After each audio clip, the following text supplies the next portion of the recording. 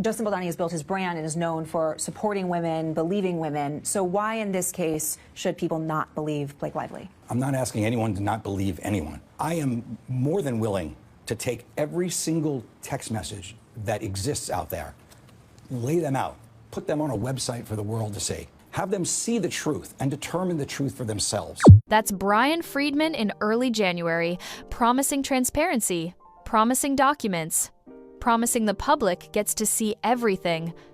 Blake Lively had a different plan. Blake's filings have more blackouts than a week of Vegas bachelorette trips and fewer facts than a Real Housewives reunion. Privacy is a locked door. What we're seeing here looks a lot more like a curated feed where the receipts are being hidden so the grid looks perfect for the jury. Blake Lively had a deadline, December 19th, the exact date she asked for. She had nearly 2 months to prepare her sealing motions. She treated it like a gym membership. Paid for it, talked about it, didn't show up once. 2 days before the deadline, her legal team reached out wanting weeks added. January 6th for opening briefs, January 13th for oppositions, nearly a full month on top of what she already had. And Judge Lyman, like clockwork, granted it. Not the whole ask, but close enough. January 5th, January 12th. He moved the deadline a fraction and called it a compromise. Like moving the finish line 6 inches back for the marathon runner who already got a head start is fairness. But here's where it falls apart. Wayfarer fired back the same day with something devastating. Blake's own counsel admitted in an email they'd already identified the majority of redactions they wanted to seal. The majority. Done. Finished. So why did she need almost 2 months of additional time? They didn't ask for time. They asked for a grace period, a mood board, and a pause button on reality. Blake's answer was predictable. Sony needed time. WME needed time. But none of these companies asked for an extension. They didn't volunteer. Blake's team dragged them into the filing as justification for the delay. It's not a joint effort, it's a prop list. Here's the real math. Blake gets roughly 2.5 months to prepare her sealing motions. Wayfarer gets 1 week to respond. 1 week to counter arguments, Blake spent 10 weeks constructing. That's not equal treatment. That's a trap dressed in legalese. Judge Lyman says both sides get 1 week, so it's fair, but the work isn't equal. One side is trying to redact a screenplay, entire passages, character development. The other is protecting phone numbers and medical info. A phone number takes 5 seconds to identify. A passage that contradicts your story takes 5 hours to strategically obscure. That's not equal burden. And let's be clear about what Blake's actually doing. It's giving major Final Cut Pro energy. In Hollywood, you trim the scenes that don't test well. In this courtroom, it looks like she's trying to hit delete on every scene where her character doesn't get the hero edit.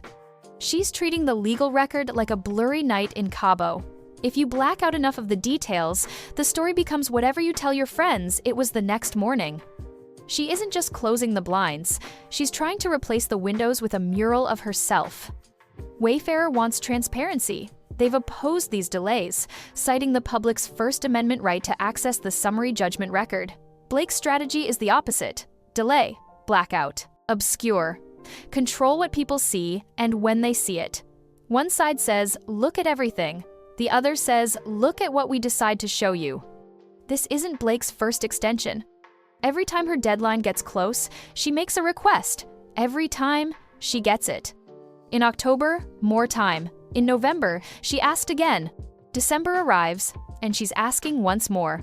If she requested any more delays, the case would qualify for Social Security. This is a pattern. Patterns show a strategy working. Now look at what Blake's trying to seal. Not phone numbers, not medical records. Wayfarer expects numerous, lengthy briefs seeking to hide internal communications. Things that have nothing to do with privacy and everything to do with controlling how this case is remembered. Because the second these documents go public, this doesn't look like a lawsuit anymore. It's a rebranding campaign with a docket number. She's not just filing motions, she's trying to airbrush the evidence until the truth is as smooth and unrecognizable as a filtered selfie. Judge Lyman keeps saying he respects the public's right to know. He says he'll unseal documents before summary judgment and act expeditiously. Every extension pushes transparency further out of frame. And somehow, the delays always land in Blake's favor. She keeps asking. The judge keeps nodding. Rinse, redact, repeat. The truth has weight, and Blake's trying to cut it out of the script? Her redactions aren't legal protection, they're PR panic in PDF form. You don't have to be good at law when you're great at buying time. This case isn't dying in a courtroom, it's suffocating in redactions. So here's where we are. Blake files opening sealing briefs by January 5th. Wayfarer responds by January 12th. The judge says that's fair because both sides get 1 week. But only one side spent 2 months preparing. Only one side is sealing like they're ashamed. One side wants the truth out there. One side wants it buried in redactions until nobody's paying attention anymore. Like and subscribe. Because when these documents finally drop, I won't be redacting a damn thing. That's my opinion!